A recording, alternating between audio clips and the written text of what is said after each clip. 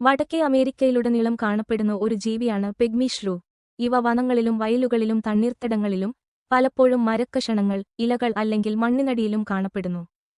ഇതിന് ഏകദേശം 3 മുതൽ 5 വരെ സെന്റിമീറ്റർ, 1.2 മുതൽ 2 വരെ ഇഞ്ച് നീളം മാത്രമേ ഉള്ളൂ.